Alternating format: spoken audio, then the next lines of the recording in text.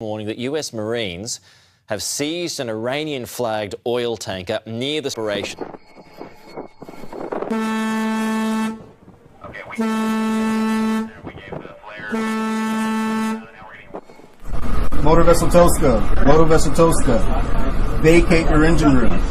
Vacate your engine room. We're prepared to subject you to disabling fire.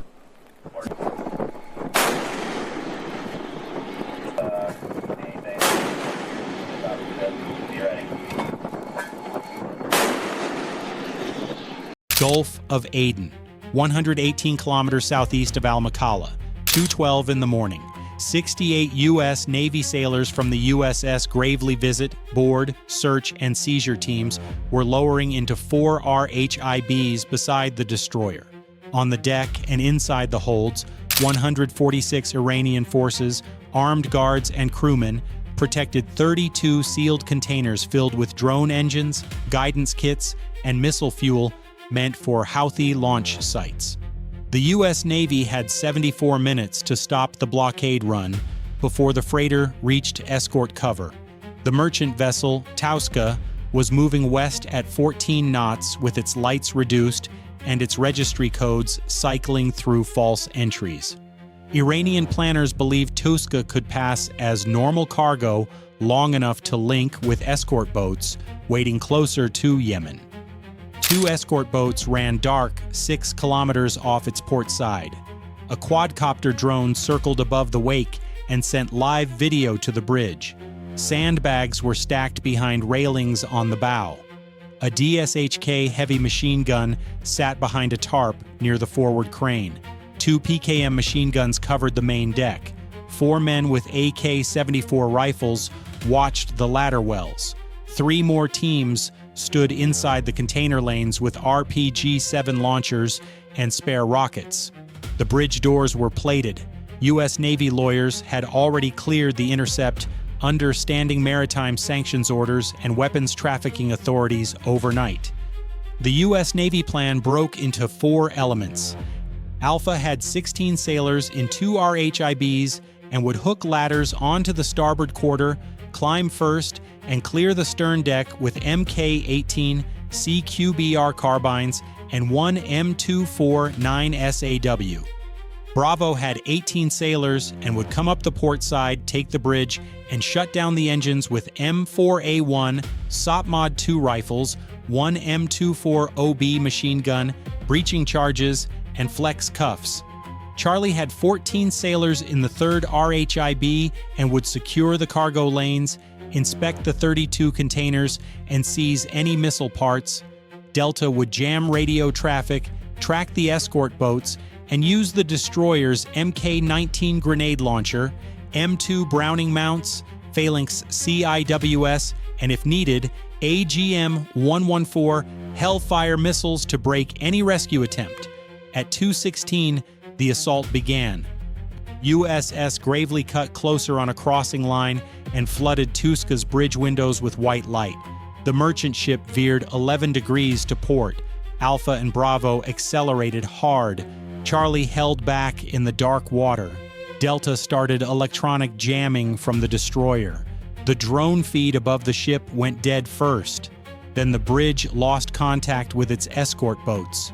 Iranian forces reacted in pieces. 4 armed guards ran to the starboard rail. 2 more moved toward the stern ladder well. Alpha got hooks on the rail in 11 seconds. Bravo missed once, reset, and climbed on the second throw.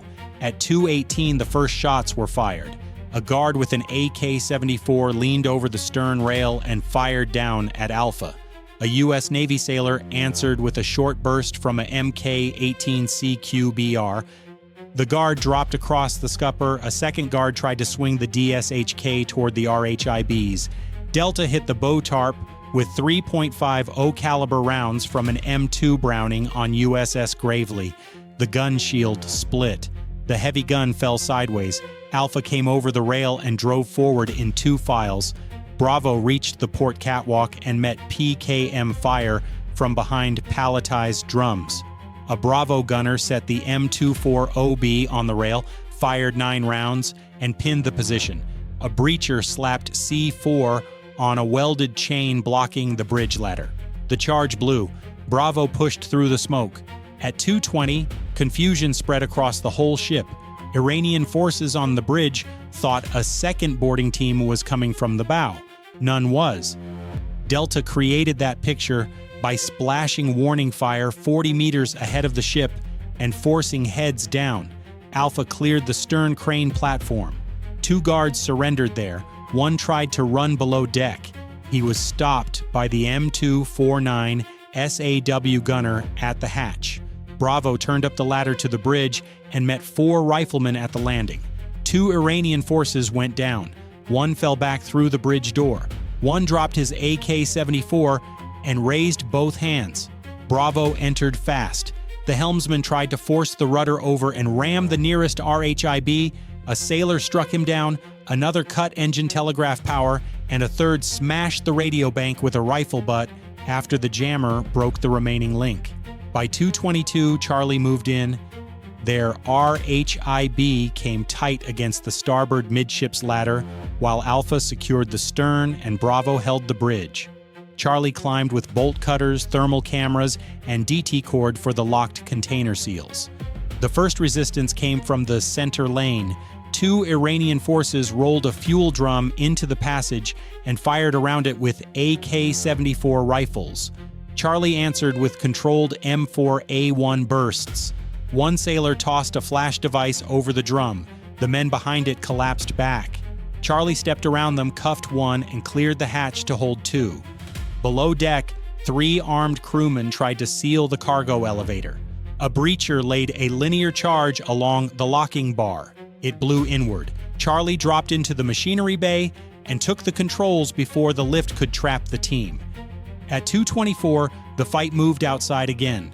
The first escort boat broke radio silence and came in from the port quarter at 34 knots. Delta had been waiting. 1 MH-60R dipped low over the wake, marked the boat with infrared, and fired 1 AGM-114 Hellfire. The missile struck just aft of the gun mount. The boat split open and rolled to starboard. The second escort craft kept coming. USS Gravely fired warning bursts from its Mk-19 grenade launcher across the bow. The craft ignored them and launched 1 RPG-7. The rocket missed wide and hit the sea 60 meters off the destroyer. Gravely answered with the port M2 Browning and shredded the cockpit screens. The boat lost speed and burned. At 2:26, Iranian forces on Touska tried their best counterattack. 8 men came up from the engine deck with 2 PKM machine guns and 1 box of grenades. They moved through the container shadows and fired toward Charlie. Charlie was pinned for 18 seconds. Then Alpha shifted forward from the stern lane.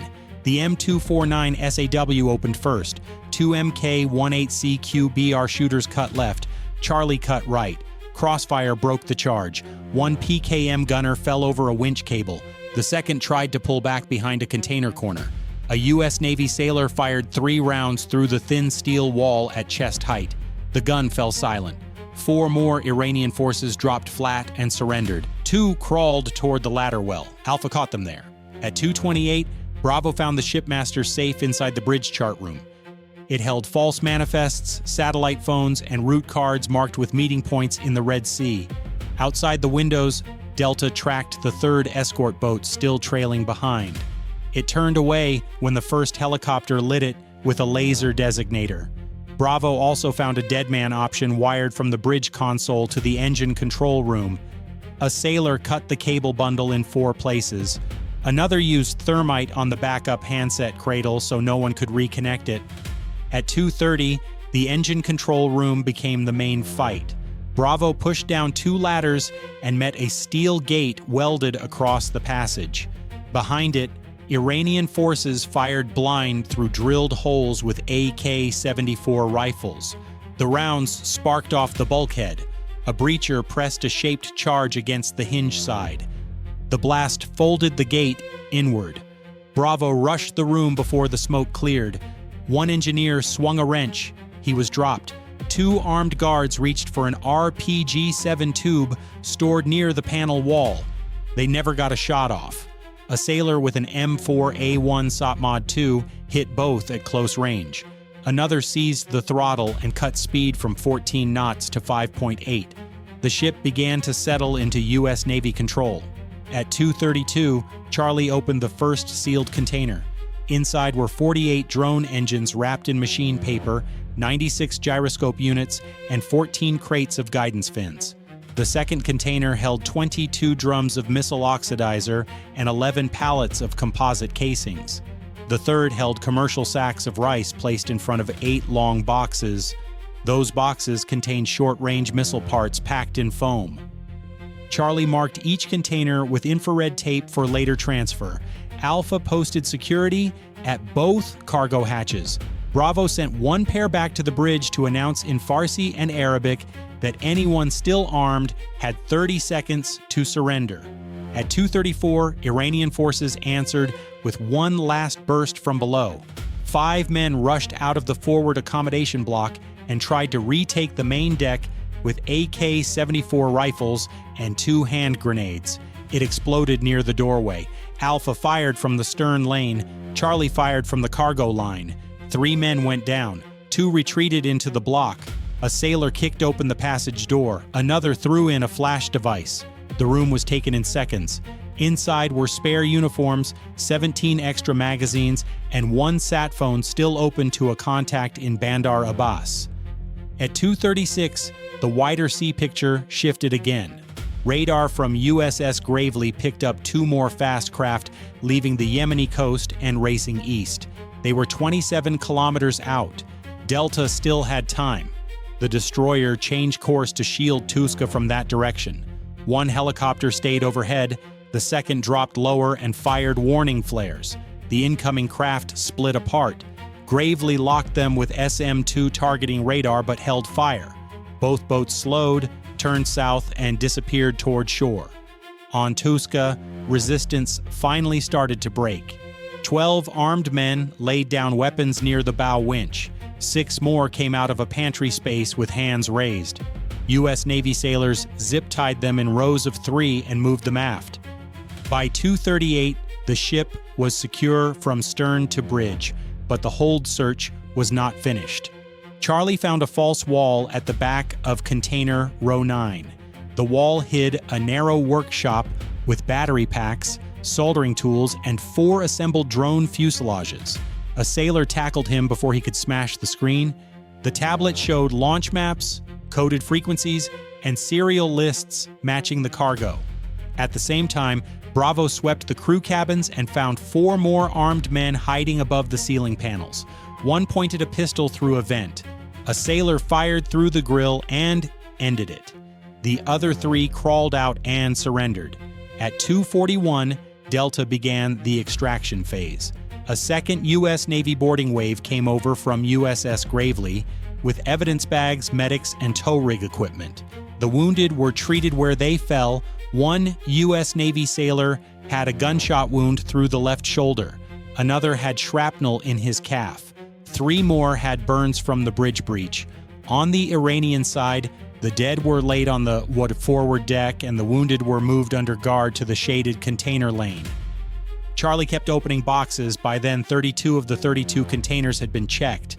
20 held normal cargo, 12 held drone and missile material worth an estimated $41 million. At 2:44, a final problem hit from inside the hull. Smoke poured up from the auxiliary power compartment. A retreating guard had opened a fuel line and tried to set the machinery space on fire. Bravo moved at once. 2 sailors pulled foam extinguishers. Another shut the vent fans. A 4th traced the leak to a cut hose behind the generator casing. The fire had just started to climb the wall insulation. It was out in 47 seconds. If the flames had spread, the whole seizure could have become a floating blast site. At 2:47, the U.S. Navy shifted from fight mode to full control. The bridge ran under American direction. The engine room answered to Bravo. Alpha guarded the prisoners. Charlie cataloged the cargo. Delta screened the horizon. A salvage tow line was passed from USS Gravely to Touska's Bay because no one wanted the ship regaining speed if hidden sabotage was still waiting. Iranian reinforcements now had less time, not more. The blockade run had failed in under half an hour. At 2:50, the objective was fully seized. U.S. Navy sailors held the bridge, engine room, cargo lanes, bow deck, stern deck, and communication spaces. The last armed resistance had been crushed. On the manifest table sat 8 satellite phones, 3 forged cargo logs, 2 coded route sheets, and 1 transfer ledger tied to front companies in Oman and Yemen. In the holds sat 48 drone engines, 96 gyroscope units, 22 drums of oxidizer, 14 crates of guidance fins, 8 missile body sections, 4 assembled drone fuselages, and spare electronics packed under food cargo. The shipment was now evidence. By 3:04, USS Gravely had Touska dead in the water and under escort. Iranian reinforcements never got closer than 19 kilometers. 1 burned escort boat sank. 1 drifting escort boat was later boarded. The 3rd escaped south with heavy damage. U.S. Navy casualties were 1 killed and 6 wounded. Iranian forces losses were 29 killed, 24 wounded, and 93 captured. The U.S. Navy seized weapons including 61 AK-74 rifles, 7 PKM machine guns, 9 RPG-7 launchers, 1 DSHK heavy machine gun, and thousands of rounds of ammunition. The destroyer and helicopters used M4A1 Sapimod 2 carbines, MK18C QBR carbines, 1 M249 SAW, 1 M240B machine gun, M2 Browning fire, MK19 grenades, 1 shape charge, 1 linear charge, C4 thermite, 1 AGM-114, Hellfire strike, and the threat of phalanx CIWS and SM-2 coverage to finish the action, destroyed boats,